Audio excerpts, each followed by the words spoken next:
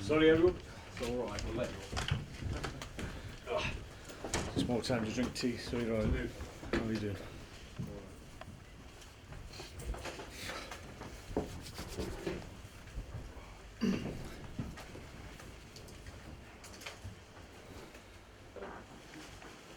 Mark, you'll have seen the League Cup draw, Yes. and I mean no disrespect to Sheffield Wednesday at all, but it's a good draw for you, and I wonder whether it gives you that extra bit of belief now going forward.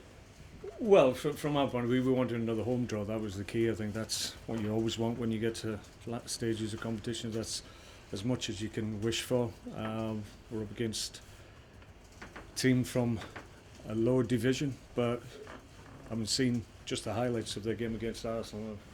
Absolutely no chance of us underestimating Sheffield Wednesday, given what they produced the other night. So it's going to be a difficult tie, as you would expect in the latter stages of a cup competition. But no Liverpool, no Chelsea, because you knocked them out, no Manchester United either. Still Manchester City in there. Yeah. Yeah. Aren't Liverpool there? Sorry, did I say Liverpool aren't there? They are. At the moment, yeah. Let me start on again. Some of the big teams have gone out. Does that give you hope going forward?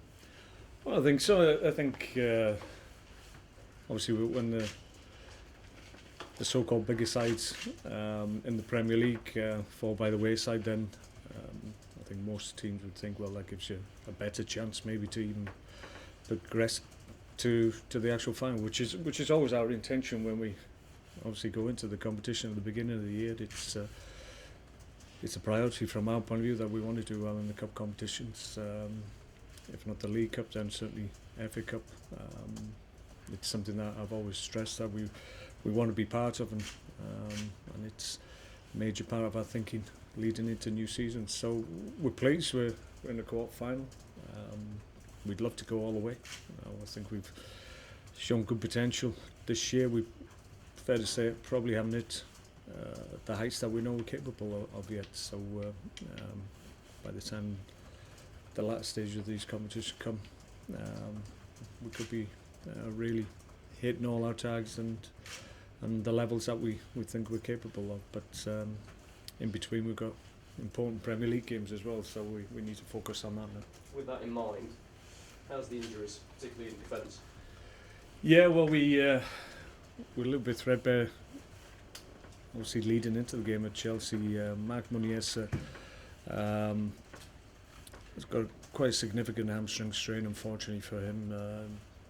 Maybe not quite as bad as we first thought, but it's still upwards of a grade 2, possibly a grade 3 hamstring, so you're looking at probably 3 or 4 weeks minimum. So that's a shame for the boy. Glenn Johnson wasn't ready midweek to play, but he's trained today, so hopefully he won't get a reaction and he may well be available. Jeff Cameron won't be available at the weekend. He's probably 4 or 5 more days yet. Ideally, if we can get him back from Monday, then he might be an option the following weekend. Mam Diouf, a little bit sore, a little bit stiff, but we think he'll be okay. Johnny Walters the same, had a dead leg, had to come off. Should be okay, but a bit stiff. We haven't done a great deal with the guys that obviously were involved the other night, because it's more about recuperation and recovery today for them. Who else is there? Boyan will be fine. Yeah, he'll be available. Thinking behind that was obviously that if he'd played and played at the weekend, he was looking at 4 games in something like 12 days, so it was too much for him at this stage of the season and at this stage in terms of coming back from a serious injury. So he wasn't risked midweek, but it wasn't because he was injured, because it was too much of a risk to give him that much game time in a short space of time. So he's fine at the weekend. Yeah, that's about it, I think. Does that give you a real issue at the back, and does it mean that Ryan Shawcross is going to have to play? Ryan, checked on Ryan today. He looked fine. Of all the ones that came through, he was probably the one in the best of nick. So we're pleased with that. Obviously, that was a huge test for him, given that he's been out for a number of months, and to don't think he anticipated that he would have to go to 120 minutes in his first game back. I don't think any of us did, but came through it. Showed his qualities on the night as well, both in terms of his playing ability and his leadership that we probably lacked on occasions. So yeah, he's a massive positive for us. He's fit and he's raring to go again. Is there a better goalkeeper in the Premier League than Jack Butland at the moment? Jack's playing exceptionally well, full of confidence, and that's a big thing for goalkeepers. He's enjoying his work. I think he's enjoying being the number one choice here. It's what he believes he should be, and he's growing day on day in terms of his presence and his influence on the team, and that's credit to him. He's not an inexperienced goalkeeper in terms of games played at a decent level at his age, but I think now the time was perfect for Jack to come in as a number one and really start really progressing his career. And he's got a great opportunity here. He's playing in a good team, in a good squad, and he's enjoying his work at the moment. The Stoke fans, as I'm sure you hear, sing England's number one when we talk about Jack Butland. Do you expect that to be the case going forward? I think Jack will play many games at international level. There's exceptional keeper in Joe Hart ahead of him at the moment, who's still a very young man himself. So there's going to be great competition for that position in the years to come. I think if Jack keeps fit and well and keeps progressing at the rate he is at the moment, then it'll be a huge choice for whoever is the England manager. But it's a nice choice to have when you've got two young, exceptionally gifted keepers. John Walters scored an exceptional goal again, and his all-round play was very impressive. Are you frightened about losing him with the contract negotiations still ongoing? I know you're not involved in those, but he's out of contract at the end of the season. No sign of that abating. He did put a transfer request in at the last transfer window. He's impressing people. There's a danger here that you could lose him, isn't there? There is. It's not what I want. It's not what I feel probably John wants. I think there's scope to return to the table. I think I'd like to think so anyway, because he's always been valued here. Obviously the issue is the length of contract. It's not about our feelings, it's about John's ability or his ability to have an impact on the team, which he's having certainly at the moment. He's playing exceptionally well. So I'd like to think that we can come to some decision positively for not only for ourselves but for John himself, because I think John's one that wants security, he wants to be settled in his work so he can just concentrate on his football and get on with the job in hand. So I'm hopeful that we'll get to a point where we can sit down again and find some common ground. What do you make of Newcastle? A big defeat for them in the local derby at the weekend. Are they a wounded beast because of that? Yeah, I think so. I think there's a little bit of frustration. I watched the game, obviously, and they were a better team until the sending off. They've had a little bit of boost in midweek. Obviously, Colgini's sending off been rescinded, so they have him available again. So they're probably thinking that they're very much hard done by 3-0 as well.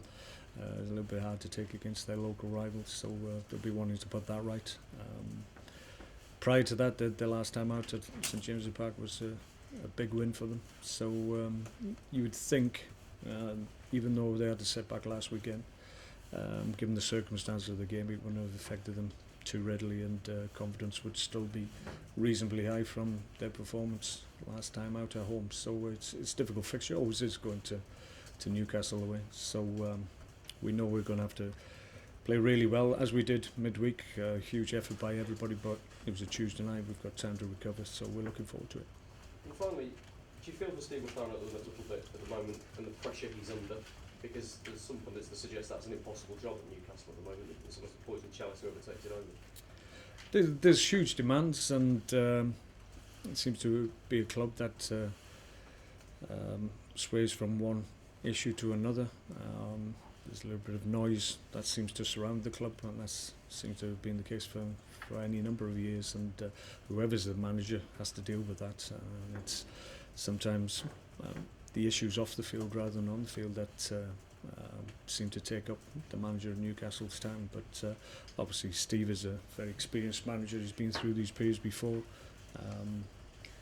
It's an opportunity at a big club, which I would feel Steve would think he deserves, given the career that he's had. So he'll be looking to turn things around very quickly. I'm sure he will. Mark, do you think it's only a matter of time before Newcastle do kick off? Because you look at the quality of players available to Steve McLaren, and well, they showed signs of what they're capable of in that Norwich game, didn't they? Yeah, they've got good players. I mean, they made a significant investment in the playing squad. I think some upwards 40-50 million. I think they spent on the group. So they haven't brought bad players into the squad that they already had. It's as always, it takes a little bit of time for those players to integrate and gel and come together in terms of understanding what their teammates can produce and what they can produce for their teammates, and it all needs to come together. Maybe that hasn't quite happened as quickly as everybody would have hoped, but realistically we're only 10 games into a new season, so you have to give people time to be able to understand what the Premier League demands and what you have to do to be successful. So there may be a case of a bit of a transitional period that they're going through at the moment, but as always, you can't wait too long. You've got to get on with it and get points on the board, as we all know. You won at Aston Villa, you won at Swansea. You can make it 3 away wins on the bounce in the Premier League now. Will you have it? Would it be a similar sort of game plan going into this game? Possibly. I think away form is strong at the moment. We've had a little bit of problem at home. Certainly we were poor last time out in the Premier League against Watford. Didn't have any real drive or intensity to our play, and it was a performance that was uncharacteristic, in fairness. We addressed that on Tuesday very much so, and got back to where we feel we need to be, and we need to replicate what we produced on Tuesday against a very good Chelsea team who will test you. But on the night we were a match for them, and our character and our resilience and our determination to get something out of the game was there for everybody to see, so we need to reproduce that. And I know a lot has been made of obviously the quality players that have come in the summer and what have you, but with Ryan Shawcross having been out for so long, get him fit and back in the side again, your captain, I mean, he could really help the team kick on, couldn't he? Yeah, it's a big boost for everybody. Everybody's really delighted that Ryan's back in the fold and he's fit, and touch wood, he's well, and now the issue that he had with his back is resolved, and he can now get on with the rest of his career. It was a worry for everybody, and not least Ryan himself, but we got the best people for him, and we've got great medical staff here at Stoke.